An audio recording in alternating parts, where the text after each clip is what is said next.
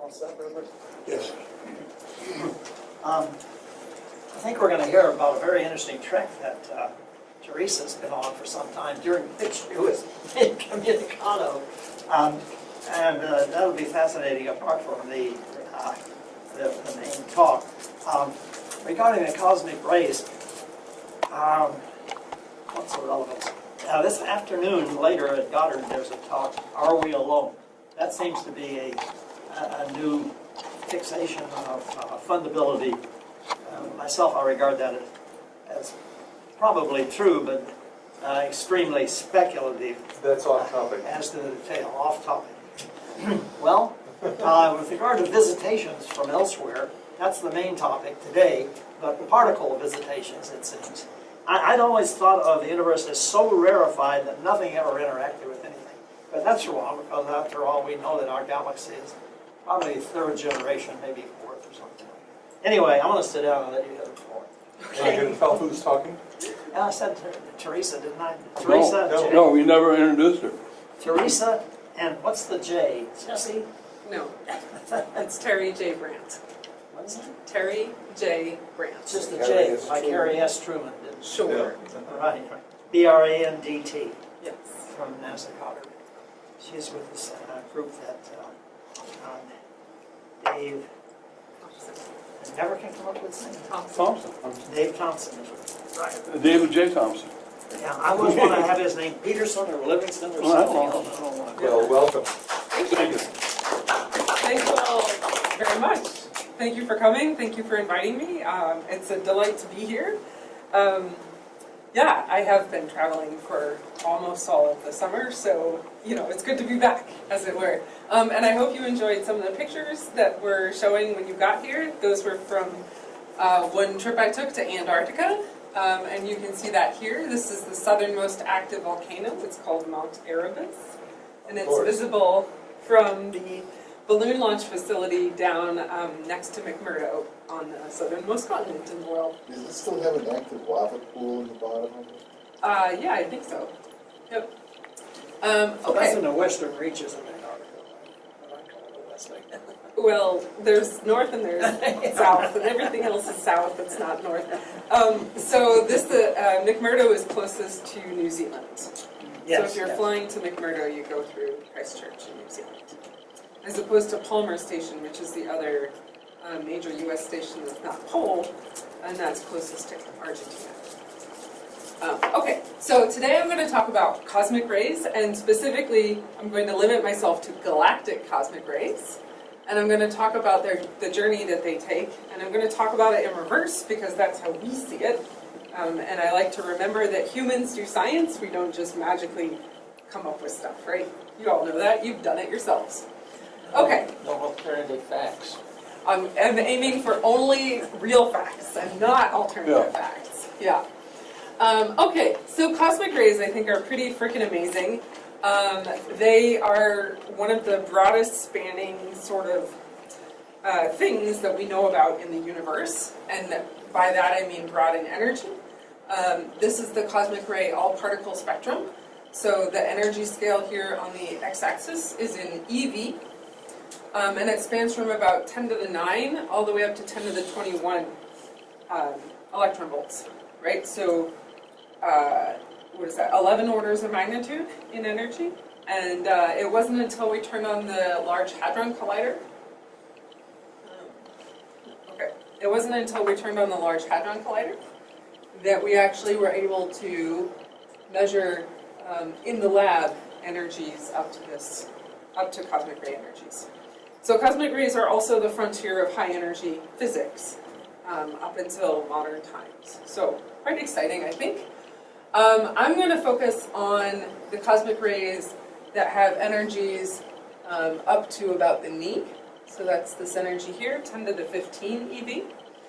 And from about 10 to the 10 to 10 to the 15 eV, these are considered to be coming from the galaxy. Above the 10 to the 15 eV, you can see the flux drops off significantly. Here we go. What do you mean by knee and ankle? Yeah, so this feature here is called the knee, and this feature here is called the ankle. And aside from the knee and the ankle, the spectrum follows a power law in flux. So the y-axis is flux, and you can see that it spans even more orders of magnitude in flux, from 10 to the 4 to 10 to the minus 28. Right, so over 30 magnitudes in flux for these cosmic rays. Okay, so above the knee, above about 10 to the 15 eV, these are considered to be probably coming from outside of our own galaxy. They're probably coming from active galactic nuclei, from black holes, right? Not everything goes into black holes, everything that doesn't go in but comes close gets accelerated really quickly, creates jets. So all of those sorts of objects that are outside of our own galaxy that have high enough energies may be producing these extragalactic cosmic rays. Okay, so that's all I'm going to say about those. The galactic cosmic rays basically follow a power law spectrum, which you see here, with an index of about 2.7. Okay, and so the other thing to know about cosmic rays is what they actually are. We've sort of hinted that they're charged particles. They're charged particles that Victor Hess discovered to be coming from outer space in 1912. And they are 90% helium, 90% protons or hydrogen. I'll use those two words interchangeably in my talk. 9% helium and 1% everything else. So the tyranny of the 1%, maybe. Did we celebrate Victor Hess's centennial and observation? Yeah, we definitely did celebrate Victor Hess's centennial in 2012. It was a year of many things. One of them was cosmic rays. Okay, so in 1912, Victor Hess went up in a balloon that you can see in the top, your left, and that's Victor Hess there. And because at the time, of course, people were inventing ways of measuring charge, like iron Microscope. hammers. Yes, thank you. And they were getting all this background noise, right? And they knew about, they had just learned about radioactive elements in the Earth, Marie Curie and so on. And so the hypothesis at the time was that all this background radiation in their counters was from the elements in the Earth. So Victor Hess said, well, if I go up in a balloon, then the flux should go down, right? So he went up in his balloon, and the flux went up. At least for the times that he wasn't passed out from the altitude. Okay, Like so no oxygen. yeah, he actually went high enough in several of his flights that he had trouble with altitude sickness and so on. So he was actually getting pretty high. Go science. We still do science from balloons. We still do cosmic ray science from balloons, and that's what you can see in the picture there. Again, you have Mount Erebus, and the white sort of fluffy thing that disappears against the background is the balloon being inflated. So I'll talk about that a little bit more. But of course then, what are the main questions in the field? And the first question is, where the heck are these things coming from? Right, I've told you that they're probably from the galaxy. That's because of arguments about energy. If they had higher energy, they would basically escape the galactic magnetic field, which is why the extragalactic ones have to have high enough energies to escape their own galaxies and then propagate here to us. And then the question is, how do they get to those really high energies? And then the last question is, how do they get from there to here? Make sense? So propagation. Okay. And so to investigate these a little bit more, not only can we look at the energy, but we can also look at the charge. And so that's what you see here on the x-axis is the nuclear charge, going from protons at Z of 1 all the way up to iron. Wow, you cannot see. Okay, so the dark spots that you can see are cosmic rays. And this is where I normally say, what's the difference between the solar system values that you cannot see on the plot? I am really sorry about that. And the cosmic ray values, so maybe I can use this pointer. Okay, so there's protons in cosmic rays and protons in the solar system. Helium is not so different from the protons, so that's protons and helium in the solar system. Lithium, boron, and beryllium are down here in the solar system. And, well, okay. So here's the punchline. Carbon and oxygen are more abundant. Right. Carbon and oxygen are more abundant, so is neon, magnesium, silicon, and iron in cosmic rays than in the solar system. The evenly charged elements are more abundant than the oddly charged elements. Yeah? which you see there. That's because of the end products of stellar nucleosynthesis are more stable if they're even than if they're odd, right? And then relative to the solar system values, the cosmic ray even charged are underabundant, and the cosmic ray odd charged are overabundant. Now, even you mean the total mass of it, you're speaking of The charge, the the nuclear charge, Z. Yeah. Z. Yep, the nuclear charge. So by, yes, thank you. So by even, I mean nuclear charge is an even number. Carbon is 6, oxygen is 8. Are they all fully ionized, or do you see some inner electrons on the big heavy ones? Yeah, so that's a great question. Are they all fully ionized or not? And the answer is pretty much yes, and we take them to be fully ionized. Our measurements tend to be of materials that respond directly to nuclear charge, and so the actual charge doesn't make a huge difference, but in general, yeah. I'm not quite clear on what the effect of the magnetic field, the galactic magnetic field. I mean, that doesn't prevent escape of it, it just makes it smaller.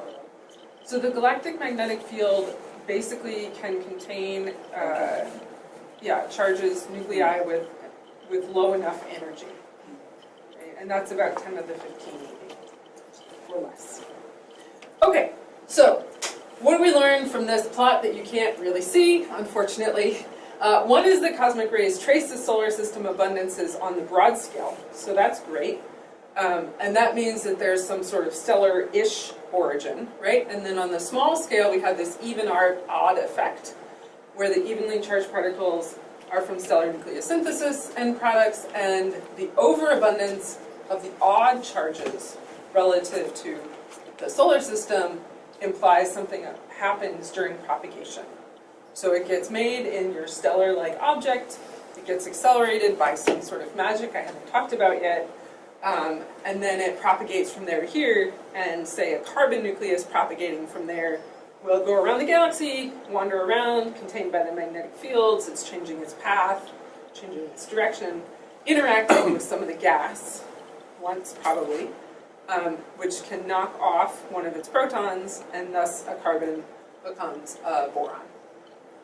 Okay, so that's known as spallation. Okay, so if we want to learn a little bit more than this, we could say go out to higher charges. So you can see iron there, and you see that the overall trend is to drop in flux, right? And this is by orders of magnitude again, right? So the protons and the helium are up at like 10 to the 1 or so, and then iron is still pretty high, but above that we're starting to get down to like 10 to the minus 6. So as we go out in flux, we go even lower. These are actual data here from the Tiger flight. This is from 50 days of flight in Antarctica. And you see we got about 10 to the 5 iron charges, irons measured, and a few, and these were the first measurements really of like gallium and germanium and selenium and strontium. And of course that's awesome, we measured them, they exist, we know they're there now, but measuring one of something doesn't tell you as much as say 10 or 100, right? So in this game, it's kind of all about statistics. So that's the bad news. The good news is we had excellent charge resolution, so we could really see that a gallium was different from a germanium, which is great. And then we also see this continued even-odd effect, right? So cobalt is lower than nickel there, copper is lower than zinc, as much as you can sort of pick it out. So then our question was, can we get more statistics on the 30s, charge of 30, and then can we go out even higher, 40 and up? Before we do that though, let's figure out a little bit more, if we can, about what might be accelerating these things. And so this is a plot, basically like the previous plot where we can compare the cosmic ray abundance to the solar system abundance, only now it's a ratio on the y-axis. Okay? And instead of plotting by atomic charge, I'm plotting by atomic mass, but as you know, it's basically the same thing. Okay, so the original idea was that this was organized by forced ionization potential, and if you look at this, there's some ordering in the color. The blue points are kind of higher, and the red points are kind of lower, but then when you get up to the highest charges, like iron and up, on your right there, like the gallium and the cobalt, the red and the blue points points start to mix. So there's no ordering. Our separation by refractory and volatile doesn't make any sense at the highest charges, but it does at the lower charges. Okay, and by the way, what's refractory, what's volatile? So volatile is really simple. It just means it has a very low boiling point, so it's quite volatile. It's basically going to escape. If you try and catch it on a molecule, it's going to escape. Refractory, the main thing there is that they tend to be bound up in dust grains in the interstellar medium. Okay, so they're sort of trapped, they're contained. And you can see that there's an interesting trend that there's more refractories, at least below iron, right? And they're sort of separated. But comparing to the solar system value, that all falls apart when you look at the higher charges. So instead, what the Tiger folks did was look at the galactic cosmic rays relative to a ratio of solar system abundance, that's the SS on the left axis, and then with an additional abundance from massive stars, right? Because the most massive stars make the heaviest elements when they explode. And when they added in this additional 20% of massive star outflow, then you see this beautiful separation and trends and lines that actually fit the data, and suddenly it begins to make a lot more sense. So that was quite exciting. And of course, we still have pretty big error bars here, so that motivated our next flight. But in the meantime, we've learned that cosmic rays, especially at the highest charges, are not only solar system abundances, but they also contain this extra contribution from massive stars. And that acceleration is actually more efficient, that's why there are more of them, for the refractories than for the volatiles. And that there's some sort of mass dependence, and that was totally unexpected. This is basically 8 to the 2/3, and the volatiles goes 8 to the 1. Mass to the 1. Okay. So we were motivated then to really start to pin down these lines, these trends, and to get better data at the highest masses, highest charges, by building Super Tiger. So this is our Super Tiger team at Goddard. This is our colleagues at Washington University and at St. Louis. Minnesota is Yeah. misspelled. Thank you. At Washington University in St. Louis, at Caltech, and Jake Waddington in Minnesota. I lived in Minnesota. Misspelled. Thank you. Yeah. So those are the folks. What is Super Tiger? Super Tiger is the super trans-iron galactic element recorder. Trans-iron just means heavier than iron. Galactic element, like cosmic rays. And it's a detector, so it records things. It's a particle detector. It measures the atomic charge and the velocity.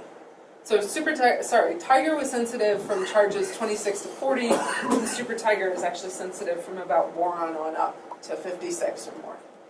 And it measures it using 3 main subsystems: scintillators, aerogel and acrylic shrink-off detectors, and photoscopes.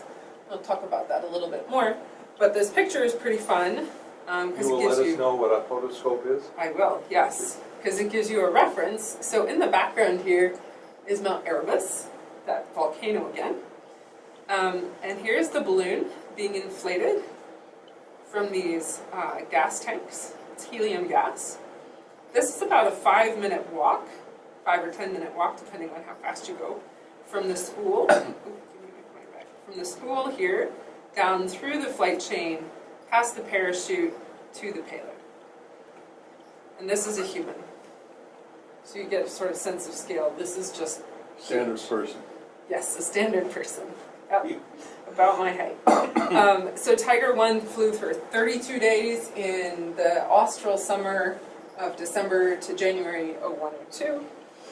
Tiger 2 flew for 18 days in 0304.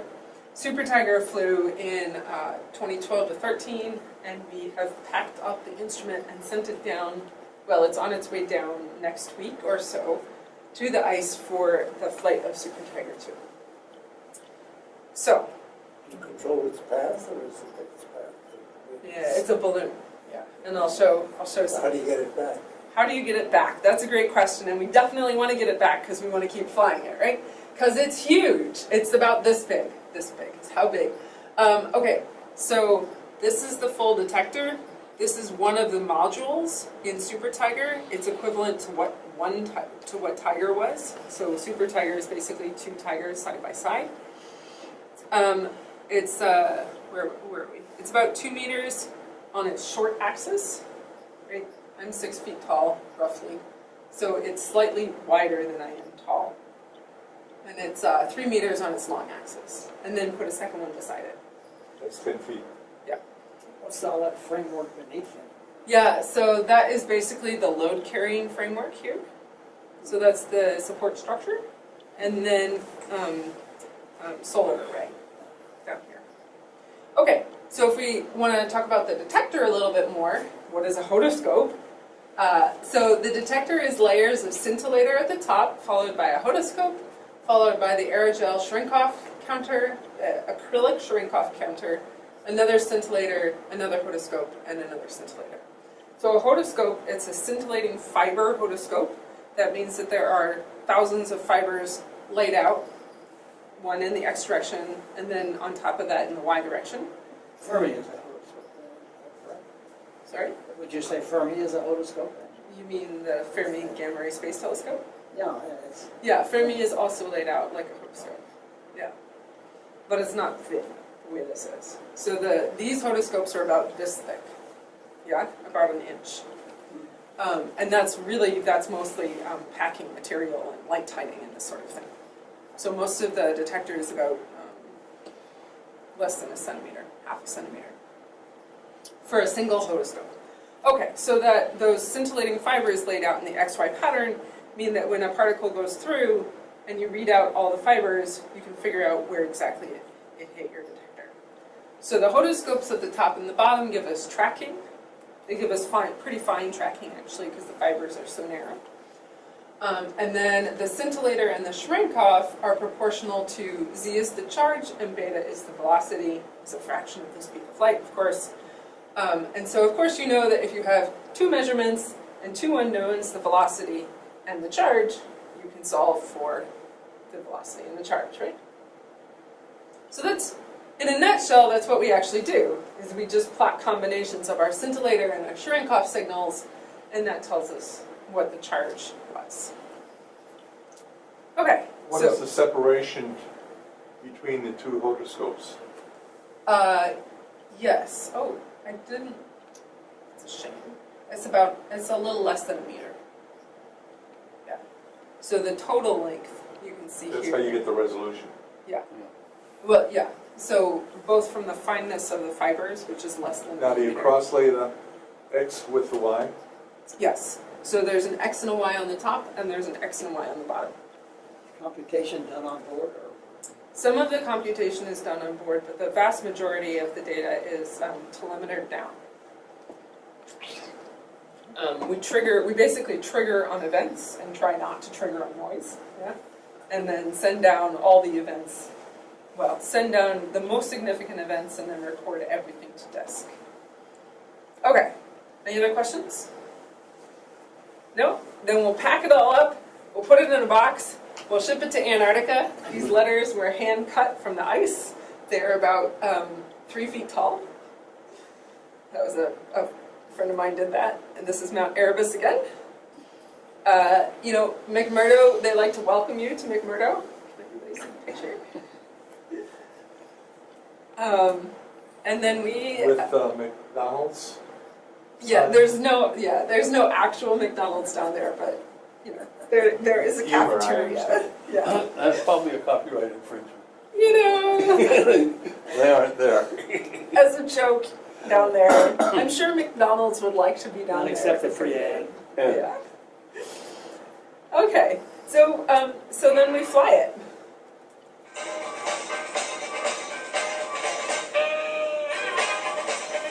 So we launched from Williams Field, which is just outside of McMurdo, and we had a great circuitous route in a circle, following the circumpolar winds. Right, the bottom of the Earth spins under the atmosphere, so the winds go around. The balloon goes around with the winds. And they said, do you want to go around a second time? And we said, heck yeah! We want more data. And the longer you're up, the more data you have. And they said, you're probably not going to get your payload back this year. We said, well, that's okay. well, we'll get it back next year, right? And, they said, of course, we'll go on recovery next year. Maybe even this year if you end up hanging around close enough to McMurdo. There seems to be sort of a diurnal, daily picture of that. Yeah, so the sun doesn't set in Antarctica during the summer, but it definitely goes up and down on the horizon. The elevation changes. And so it gets cooler at night at lower elevation. So you And get 3 passes? your balloon goes up and down in the atmosphere. Yeah, so we actually got 3 passes. We hung out over the water. That was scary because if it goes down over the water, you're done. No getting it back. That's it. And then it was at 55 days, which was actually a record. 35 was the previous record for this type of balloon payload, for this type of balloon and a scientific payload. And they basically run out of resources. At the end of the season, they have to pull everything in for all of the science going on all across Antarctica. And it really does go on across the whole continent. There are a lot of small field stations. All the small planes then get sent out, have to pick them all up, come back, add in the weather, and essentially you get this logistical nightmare. Or fun times, depending on your point of view. So that's where we landed. They cut us down at 55 days. It looked like we were going to go further towards the pole and even more into this mountain range that it's already over. So that's an image. That's the path again on the satellite image. But we were pretty excited because we had now 55 days worth of flight data. And we telemetered down all of our high impact, high importance iron and up data. So that was exciting. So how far did they have to go to pick it up? That's a great question.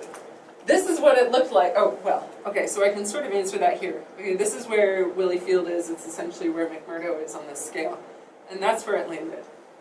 Right? And Antarctica is a big continent. Okay, so this was the image that we had pre-landing. The scale there is 0 to 250 feet. And the striations that you see, this is a satellite photo, obviously. The striations that you see are ripples in the ice. Basically, they're called systrugi, and it's when the wind blows across the ice and snow, and it picks up particles and it builds them into bigger and bigger objects, bigger and bigger fingers, and waves, essentially. Like sand dunes. Like sand dunes, exactly like sand dunes, yes. And it is dry. It is a desert. Dry Antarctica is a yeah. desert, Yeah. even though it's covered in snow. And so it's a lot of the dynamics are quite similar to sand. So with a 350 foot scale there, you can see that a number of these features are quite big. And the idea is that we're going to land a twin otter there, and then be able to take off again with the detector in it, and it'll all work out. It's a VTOL. No, it's not. It's not not. an assisted lift aircraft. Yeah, that's a bigger plane. Yeah, and they typically don't do this type of operation. You're lucky if you can get it. Okay, so that was the end of our flight in January 2013, and then in 2013-14, when we were supposed to go back and actually get it back, that was the year the government shut down, and it stayed shut down one day too long for the Antarctic season to actually happen that year. So almost every science thing in Antarctica got cut that year. So don't shut down the government. But we did manage to get a flight and an actual picture of the payload on the ice. So that's what you see here. That was from a twin otter, and they found it via the GPS signal and a glint in the snow.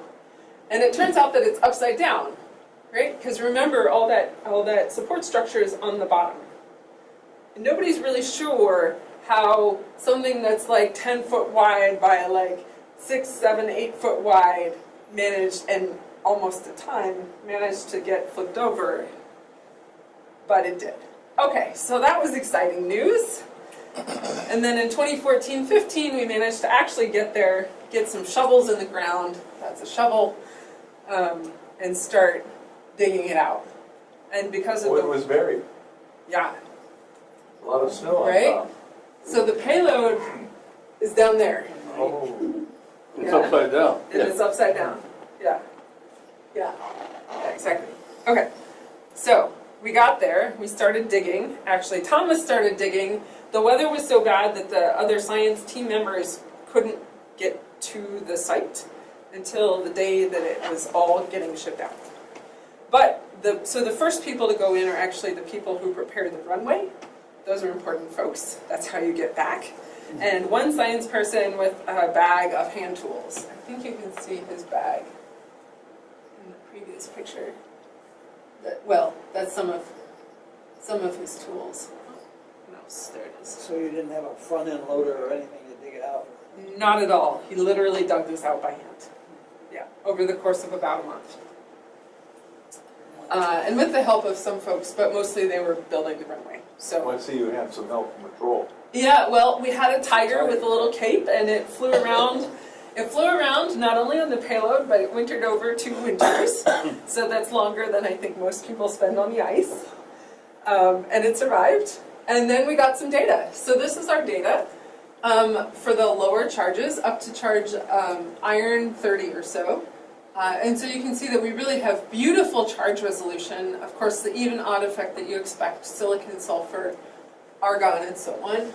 And then our charge resolution is excellent. The resolution at iron is about 0.17 E. And then you can really even start to see the cobalt and the nickel. And the cobalt is no longer just sort of smushed into the iron, right? And the copper and the zinc. So how does the detector distinguish the masses? So the detector distinguishes the charges using that combination of scintillator signal and shrink-off signal. So moving faster than the speed of light in a material creates that shrink-off comment. Okay, so even more impressive now is our charge 30 to 40, and instead of 1 and 2 of these guys, we now have hundreds to tens. So that was awesome, right? We actually can start doing statistically significant measurements here, and not just showing that they exist. Okay. And then if we go back and we make that plot again, where we compare the galactic cosmic ray population to a combination of the 80% solar system and 20% massive star outflows, then the open circles are the data that the open circles and squares are the data I showed you before from Tiger, and then Super Tiger is the closed ones. And so you can see our data are getting much more consistent, much smaller error bars, and they're really quite close now to that line. Like the strontium is a really great example there. So we think that with our next flight, with about 100 days worth of data, not only will we have strontium, but we'll get the tin group as well as barium. And that'll really help us pin down those fits to the data as to the acceleration. Was that 80-20 ratio a tunable parameter that you chose to make the nice fits? Yeah, so the 80-20 ratio is a tunable parameter. With our latest data alone, it looks like it's about 19%. Yeah. So it's about the same. And it's really like 19% plus or minus 5% when we do the fit. That plus or minus 5% is not just the statistical and systematic errors in our data, but it actually turns out that we have pretty good, sometimes great, but not perfect models of what massive stars actually produce. And so some of the individual elements may differ, and that can sort of change the actual specific Why value. is germanium so much of an outlier? That's a great question, yeah. So why is germanium so much of an outlier? It may actually be that that's one of the things the models are not getting quite right. Yeah, and it's a hard thing to test an individual element unless it happens to be one of those beautiful lines that you can see like in the infrared, sometimes in the X-ray, that sort of thing. So that's one option. Another option is that it's anomalously low due to some sort of selection bias in the acceleration process. Okay, so we've crawled through the ice fields of Antarctica, and now we're looking at Observation Hill there, and what else can we learn about cosmic rays? We've gone out in charge. Other folks actually are going out in energy. Of course, you can't go out too high, but you can increase your energy resolution. But we could also look at another messenger, not just the cosmic rays themselves, but maybe we could go look at sources of cosmic rays, or even look at where the cosmic rays are coming from. So Do isotopes tell you anything? the isotopes do tell you some stuff, yeah. And it was actually the isotopic measurements that suggested that it might be this massive star outflow before we had the massive, the iron enough measurements. Yeah. Okay, so cosmic rays, of course, you know, are coming from everywhere all the time with about the same uniformity. That's not very interesting. But light is not, right? So gamma rays are not. In particular, gamma rays, highest energy particles, highest energy light, all goes together pretty well. So that's one of the reasons that we have the Fermi Gamma Ray Space Detector telescope. It's a photon detector. It was launched in June 2008 on a Delta II rocket. It has two main subsystems, the Gamma Ray Burst Monitor, I'm not going to talk about that, and the Large Area Telescope. And this is a schematic. Oh, unfortunately it didn't flip. Well, underneath this you can see the fairing. This is the blow up of the Large Area Telescope, and this is a human for scale down here. So you can see how big it is. Okay, the Large Area Telescope has a tracker. That's this hodoscopic array of silicon strips. So silicon strips light in an X and a Y. They're interleaved with tungsten converting foils so that the gamma ray comes in, it interacts in the tungsten converting foil, it creates an electron-positron pair that's recorded by the silicon, and it propagates into a big shower of gamma rays, E plus, E minus, gamma ray, E plus, E minus. And then the main bulk of the shower is contained by the calorimeter. That's what you see down here, which is again orthogonal layers of cesium iodide that are doped with thallium.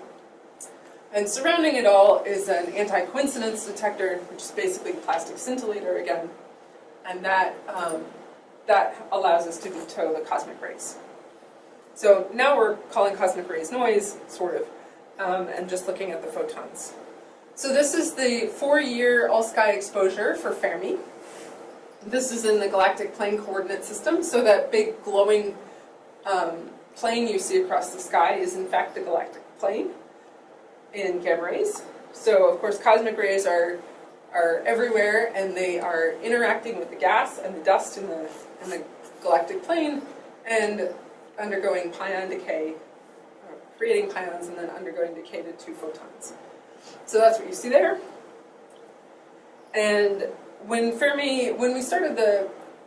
started the work on Fermi, the big work that I did, we knew about 13 SNRs that had been picked out by individuals who were like, oh, this is a cool SNR, I'm going to go study it. And so those are arrayed across the plane, you can see there. 9 of them were interacting with some other stuff in the plane, usually molecular clouds, and 4 of them are considered young, that is less than roughly 1,000 years.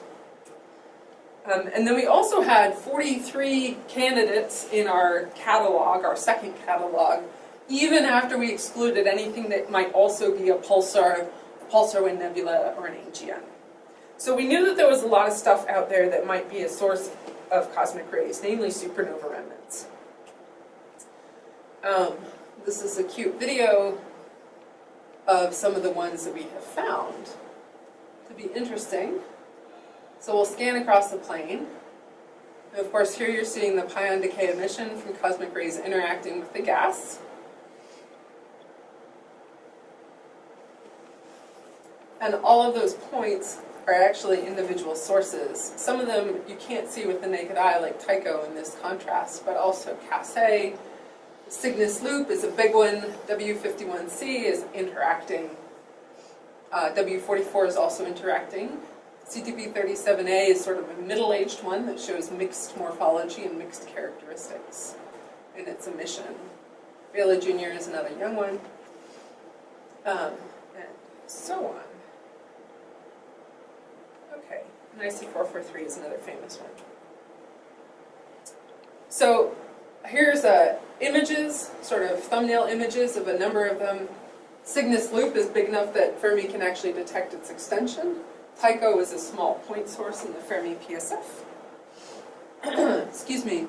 And they all have different spectra. So our thought was, well, okay, and some of them we actually can see at low enough energies to see that they seem to be accelerating protons for sure. More specifically, IC443 and W44, which you see at the top, have these spectra. So on the y-axis is the energy, sorry, on the x-axis is the energy in, again, in EV, and on the y-axis is the flux. And this is a combination of, let's see, Fermi data with some Agile data.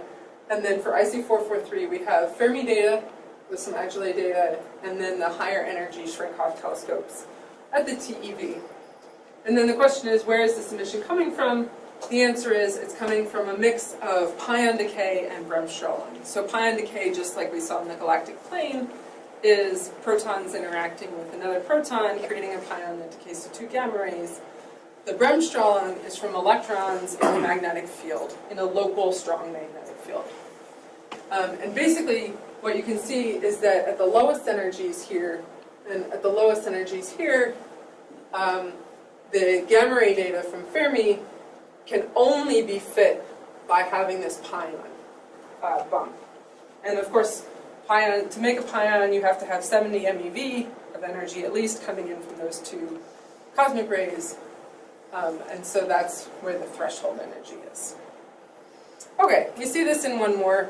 And so we know that some supernova remnants are accelerating some protons. And then the question is, are all the supernova remnants accelerating enough protons and enough of the other nuclei that they could actually be the cosmic rays that we see on Earth? Okay? So to understand that, we did a catalog of supernova remnants. So we systematically characterized the GeV emission in regions that we knew contained supernova remnants. This was 279 regions. We determined the characteristics of the population of GeV supernova remnants.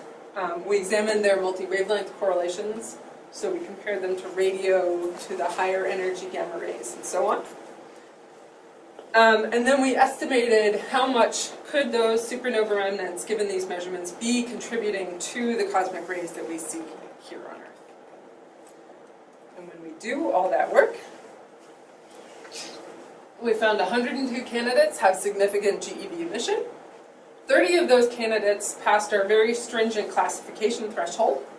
17 were extended in the Fermi point spread function. 4 of those 17 were brand new. 13 were more like a point source in the Fermi point spread function. 10 of those were new, so we found 14 new sources that are extremely likely to be cosmic rays. 14 more were possibly, that were extremely likely to be supernova remnants. 14 more of those were probably supernova remnants, but not conclusively supernova remnants. We also found 54 other GeV sources that were within 3 degrees of a supernova remnant. So sometimes that doesn't mean anything because they just happen to be along the line of sight.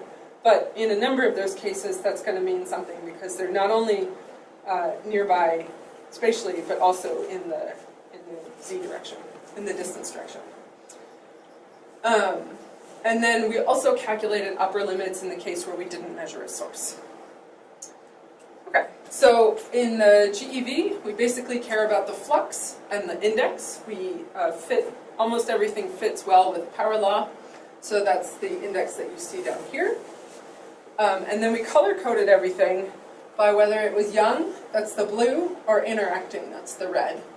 And then the black points are the data where we're sure that it's a supernova remnant, and the gray are the data where we think that it's probably, but could also be something other than a supernova remnant. Okay, and then you see the error bars. The capped error bars are statistical, and the uncapped are systematic.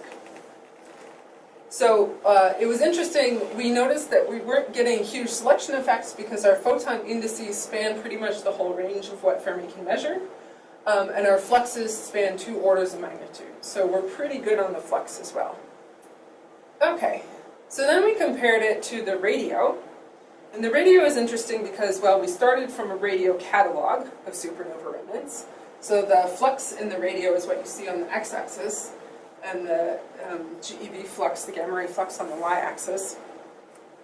And if the radio emission in these supernova remnants from electrons wandering around, actually synchrotron emission from electrons in the supernova remnants magnetic field, is coming from something similar for the protons, namely the protons are the same as the electrons and in the same magnetic field, then we would expect the flux to be correlated.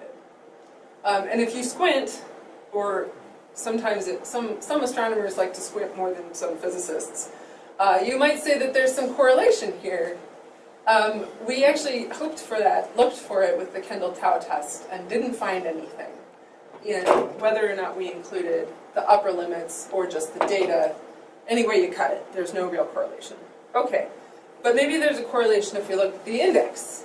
And in fact, we have models for how the emission should be correlated, specifically if the emission is pion decay or bremsstrahlung, or if it's inverse Compton emission from the electrons hitting photons, then we would expect any correlation between the radio spectral index and the gamma ray spectral index. But basically, the points should lie between those lines, any of the lines. And they don't lie anywhere near, most of the points don't lie anywhere near any of the lines, yeah? So there's something definitely wrong with our extremely simple models. They don't work. And this was exciting because the theorists who've been modeling supernova remnants for the last 20 and 30 years had basically been saying, yep, we got it. It's pretty much solved. We know how acceleration works. And the answer is no. No, you don't. Nice idea, nice try. Okay, so cool. Our data now challenge the model assumptions. Namely, the underlying particle populations may have different indices. So for instance, the radio is definitely from electrons and positrons, but maybe there's a totally different index for the protons if they're giving the GeV emission. Or maybe it's a different lepton population that's giving the GeV emission, and thus has a different index. The particle populations that are creating the emission may not even follow power laws. There may be breaks in their spectra. Or there might even be multiple emission zones. So all of these things can get tested. The one that I'll show you is whether or not there are breaks. And the answer is we actually have data at higher than GeV energies. We have data at TeV energies from ground-based instruments that I would take another talk to tell you about. They're really cool. And so we plot on the y-axis, on the x-axis there, the TeV photon index, so the higher energy gamma ray index, and compare that to the GeV index. And the line that you see there is 1-to-1. Right? So most of the data is lying below the line, suggesting that these guys are breaking. And for an individual supernova remnant, that's what it would look like here. So here's the energy, GeV, TeV, and the flux there. So there's the Fermi measurement and the higher energy measurement. So for IC443, which is in the top right, you're right, or for RHJ1713, which is basically a leptonically dominated supernova remnant, we definitely see this change in the spectrum. Cool. Okay, so the modelers are still having at that part of it, but we wanted to know about the ability of these SNRs to contribute to the cosmic rays that we measure with things like super timer. So for that, the very simplistic way to do it is to assume that the flux that we measure in the GeV gamma rays is correlated to the energy coming out of the supernova remnant. This is going to work. Which is assumed to be 10 to the 51 ergs. The density of the medium, the flux is proportional to the distance, 1 over the distance squared, of course. The efficiency of cosmic ray acceleration, and a normalization factor. Okay, and if the and if you neglect energy losses and escape, then the efficiency really is the efficiency, and you don't have to worry about anything else. So that's the hadron acceleration efficiency. We assume that the photon index from gamma rays is the same as the cosmic ray index. So that allows us to estimate this factor here. And if you plot the factor for energies above a cosmic ray index of about 2, for energies above, about 200 GeV, that's what you see here, then it's essentially a constant. That factor is essentially a constant. Depending on the index, it changes, but that's it. So for an index of 2, a cosmic ray index of 2, that factor is about 10 to the minus 8.7. Okay, so this is just another way of seeing that. So we can solve this then if we know the distance and the density. Because we've figured out the factor, we've assumed, we've assumed the supernova remnant energy, and we measure the flux. So we can solve for the efficiency. So that's what I'm going to show you on this plot. Here is the efficiency of the cosmic ray energy content. And then in the cases when we know the distance and the density, those go here. Remember that we have 279 of these, and that's about 15. So I was really surprised by that. I thought we knew a lot more. Like, we have this catalog of supernova remnants, why don't we know stuff about them? And the answer is, all of these have to be observed individually by individuals on telescopes who care, and who can write a proposal that gets funded. So unlike Fermi, which sees the whole sky, all of these have to be observed individually. So then we said, okay, we know the distance for a whole bunch more, but we don't know the density. So let's just assume galactic density of about 1 per cubic centimeter. And then for all the rest, we're just going to take an average distance. The Earth is at about 8 kiloparsecs from the center of the galaxy. So we'll put all these at 5 kiloparsecs. And that can be in a 5 kiloparsec radius, anywhere around. And still assume the density. Okay, so the energy content shouldn't be more than 100%. So that's this top dashed line. And we expect supernova remnants to accelerate cosmic rays with an efficiency of about 1 to 10%. So that's this dashed line.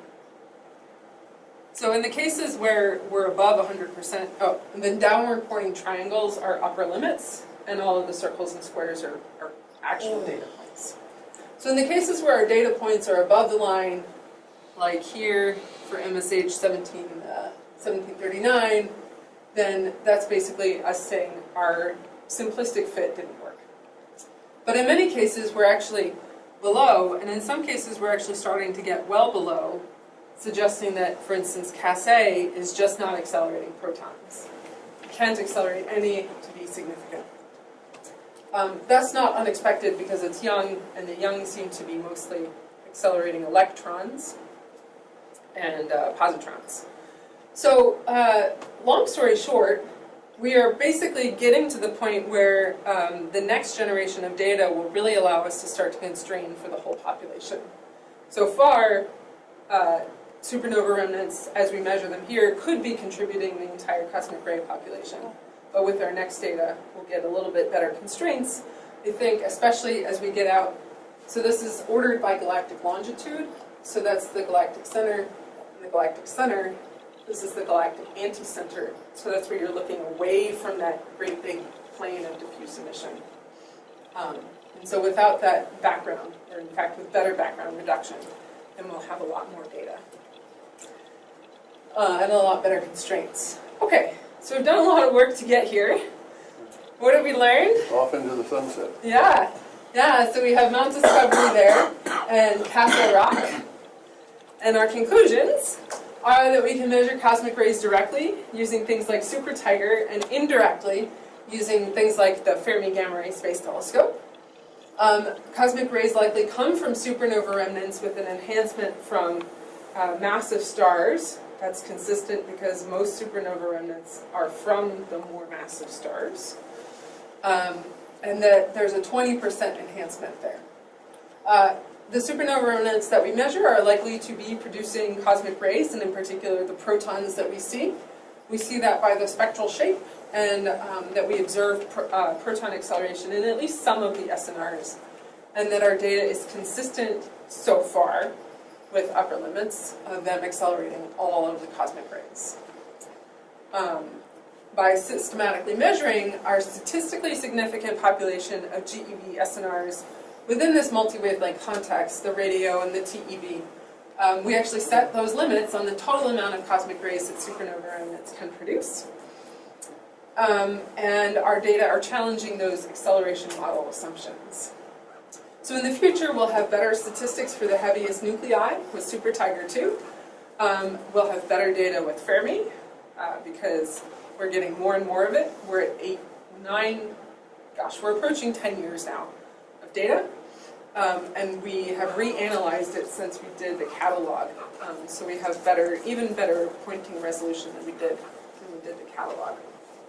And I guess the last thought I'd like to leave you with is that cosmic rays really tie everything together. They are that extragalactic messenger, if you will. We have extragalactic cosmic rays coming in. We have galactic cosmic rays that wander around the whole galaxy. They really do touch everything. And then they come here some of them come here to us here on Earth. So, with that, Visitors from space. yeah. Except they So, don't leave. so particle visitors from space. And I'll leave you with one more cartoon because it's fun. My dad sent this to me when I was going to Antarctica. Yeah, I think the tuxedo look looks better too, but you know. And there's our pretty video again. Yes. Okay, thank you. I think we have time for a few questions, and I suspect there are a few. In the very beginning, you showed the overall flux versus energy, and it was a power law over a great many orders of magnitude. There's a couple of slight names. Well, it wasn't a D big and bump, an It Two was- D's and but an it A. wasn't. There was a power. Yeah, with a little bump at the knee and a bump at the ankle, but Well, There, it's yeah. smooth right there. Rice and Smooth at the beginning. the rice and kind of this. Depending on which is data that, set you use. is there a simple reason for that? Is that For the power law? Yeah, why is the power law tell you? Different source. Yeah, Yeah, so cosmic rays, the way that, because they're basically isotropized by magnetic fields, it's the amalgamation of a number of sources. Mathematically, if you pick out a bunch of different shapes and put them together in a sort of random enough fashion, without choosing things that are too crazy, as in going up, then you get a power law. So the effect of galactic magnetic fields, unless the energy is high enough, barrel out, is that they just sort of wander around aimlessly and stay within the galaxy. Yeah, so I'm just going to repeat your question so everyone can hear. Yeah, so the effect of the galactic field is essentially that cosmic rays wander around, and of course they don't go quite aimlessly because they spiral around the magnetic field lines. But to the extent that the magnetic fields have a turbulent component, it is pretty aimless. And they do hit grains of dust, and they Certainly. lose charge. Yep, and that's how we see some of that gamma ray emission from the galaxy. It's heavy and they hit moving, photons and other things too. Yes. Yeah. it's heavy moving equipment down there, diesel. You have trouble with batteries starting diesels. Yeah, so there's a joke, or a not entirely sarcastic joke, amongst the bulldozer drivers, the dozers, which is, please give us a 1950s dozer to drive, not a 2010 dozer. Because bulldozer, because the 1950s one is all mechanical parts, and those behave pretty well at cold temperatures, pretty reliably. We know how to make them reliable at this point. Have to use oils of low Yeah, viscosity. right. So if you put the right oil in, is essentially how it goes, then it works. Oval one. Yeah, and if you use the modern ones, they have all these electronic parts, and not all the electronic parts have been tested for cold temperatures, and so it's sometimes a little bit of a question as to whether or not it'll start that day. What about the storage batteries? The storage batteries, you mean like on our instruments? For starting, No. Start an engine. for starting the diesel. Oh, yeah, so typically they're kept warm. Either the vehicle is kept in a shed or a warm enough place that it's not too cold. In the summer, McMurdo mostly didn't get too much below freezing when I was there. Yeah. We did get a couple storms that dropped the temperature pretty significantly. And certainly in the field camps in a pole, it's much colder. But McMurdo itself, it's not so bad. Yeah. Pierre Auger Group has recently announced that they have real proof that the highest energy cosmic rays are extragalactic. But you assumed is this sort of boring news, or is it exciting? No, there was a really exciting announcement at the at the International Cosmic Ray Conference in Korea, which was one of the places that I was this summer. The Pierre Observatory is a set of water shrunk-off tanks systematically scattered about the Argentina plateau. And it measures cosmic rays that interact at the highest energies here, that interact with the upper atmosphere and create a shower, and then it measures that shower on the surface of the Earth. And they have found an anisotropy in the arrival direction of cosmic rays at about 8 EeV. And that is really interesting, and it's a 5 or 6 sigma detection now instead of a 3 sigma detection, which went away, which was a bit of the... But you had been assuming it all along that those highest energy things were extra. Yeah, so we assume that from energetic arguments, basically the containment in our own galaxy's magnetic field. But it's good to have it. Certainly, yeah. And now there's more reason to go and look at that hotspot. Of course, Auger is in the southern hemisphere, so it sees the southern hemisphere, the sky in the southern hemisphere, and all the sources in the southern hemisphere. Now it's really important to get the northern hemisphere and to actually do a full sky anisotropy measurement, because if you're only looking at half the sky, then you're not sensitive to all the anisotropy modes, basically in all the directions. We have heard a talk about the measurement of the extragalactic by collecting the shower, the shower information. Great, yeah, exactly.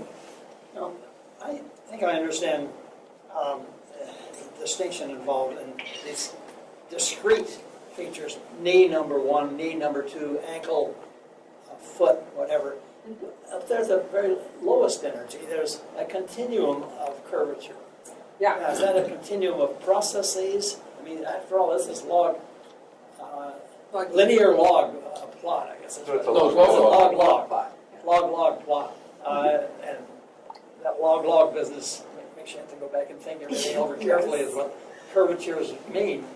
What is involved in that continuous curvature? Yeah, so at the lowest energies, the cosmic rays are being modulated by the heliosphere. So they get in depending on what the sun is doing. And so we can actually learn some interesting solar physics by flying these sorts of, slightly lower energy detectors at times of solar maximum, because then you see a lot of solar particles, solar energetic particles. At times of solar minimum, if we fly our detectors, we get more and more galactic cosmic rays coming in with lower and lower energies, because the solar magnetic field is basically at the lowest. Yeah, so that's what that is. Yeah. Some of your high energy particles are superluminous, aren't they? What do you mean by superluminous? They're going faster than the speed of light in a vacuum? No. No? No. Nobody's super luminous. Well, They're super, So- they're going faster than light in a medium. So we put our, Yeah, and a medium. And you got a Cherenkov. Yeah, different kind. the ones that we measure pass through our detector, and they go through aerogel material, which is Well, and there you get shrink. And there you get shrink. That's fine. But my question is, can you even measure if there are any of them are superluminous? Well, we are sensitive to the speed, through beta in these two equations. And we certainly have not found anything that's anomalous with You have not. going faster than the speed of light. Okay, that was my question. Yep. But you could determine them if that were to happen. That's probably universe. Yeah, it would show up as a points in part of the phase space in the Cherenkov and silicon plots that are unexpected, and we don't see that beyond the expected noise, of course. This is Notice. a Question I can do. Could you say, I asked before, but could you say a little bit more about the isotopic ratios and how they match nucleosynthesis? That's a well understood process, I guess, from the 1950s. But, Yeah. But I would think that's an additional dimension of information that would either confirm more about the SNR sources or not. Hypothesis, yeah. So there are sort of two aspects. One is the measurement aspect. Isotopes are awesome because they can tell you so much about the science, but it's much easier to measure charge than mass. Yeah, basically to measure mass, you have to launch a magnet and then do bending measurements. And magnets are really heavy, which makes them really expensive to launch, which means that you end up with things like AMS, which originally had the superconducting magnet and is on the space station, but now just has a regular magnet on the space station. And it's relatively small and compact because you have to fit it in the fairing and all that sort of thing. So isotopic measurements are really hard to make. That's the first part. But if you had them, you But we do very make profitably them. use them. Yeah, we do make them, and we have in the past made them. I don't know that AMS is going to do the neon isotope, but that, from this perspective, that's really the interesting one to talk about. So they measured neon 20 to 22, and 22 is only made, as I recall, if I'm recalling right, is only made in the most massive stars, and neon 20 is made in the less massive stars. And so that ratio was anomalously high relative to all the other isotopic ratios that they were measuring. And because that was high, they inferred that there had to be this extra source of massive star stuff in the cosmic ray abundances generally. That you basically really see when you get out to the highest charges that are only made. So you can see some of those in the isotopes, and you can see it also in the charge. Yeah. Is that Any other questions? Now, who invented a hodoscope? Has it been around a long time, or? I don't know. In particle physics. I'm sure that They're around for someone, decades. they have been around in particle physics for a long time. Because it's a lot easier to make a fiber than to make a pixel. Yeah. It The detectors. particle physicists had those, instead of a spark chamber, they had wires. Wires. So you had parallel wires, and then you had a neon or argon gas, and the energetic ion would come through and click, click, click, and you would see where it crossed each wire. So you could plot the trajectory, and you got a magnetic field, you could get charge over mass. Yeah. And if you measure the charge, then you got the mass. Yeah. The gas detectors are really, really fantastic and also very finicky. Yeah. It's the ionization trail that picks up, right? Yep. And a gas, Well, not hitting the middle, but the metal picks it up. So but you can there are see it. You number can of- see it as it goes by each wire. Yeah. The wire is detected, but the primary interactions with the The gas. wire will send a pulse, I got that. which your oscilloscope will say yes. Yes. About 5 or 10 years ago, I think it was the first Circum-South Polar balloon group. They had all kinds of wonderful mishaps, and they made an amateur film about it. Is that ancestral to your It certainly is before Super Tiger, yeah. guy named Devlin, I think, was involved. Okay. Mark Devlin? Yeah, the son of Tom Devlin. Okay. Yeah. And they had a wonderful film about all of the mishaps that they had with their... Yeah. Yeah. It's an exciting But what was the name of that thing to group? do. I'm afraid of it. But it's not ancestral to you. It's not directly related to this stuff, no. Presumably, the extragalactic cosmic rays go through, quote, dark matter, which nobody understands. Is there anything anomalous in your observations that might suggest some dark matter in there? Dark matter in the galaxy. No, one of the ways that we Weakly might, interacting. one of the ways that cosmic rays might indirectly indicate dark matter is if we saw, for instance, anti-deuterons, anti-helium. And so far we've seen 0 anti-helium at all. BESS, I think, has the most recent upper limit on that. And then GAPS is the latest detector that's going up to measure it. I think they're planned for launch in 2022 or 2024, another balloon payload. And we have seen antiprotons, but most of them are, or all of them are considered to be secondary. They're certainly consistent with the hypothesis of just secondary interactions, either in the atmosphere or in the nearby galaxy. Well, thank you very much. Yeah, thank you for having me.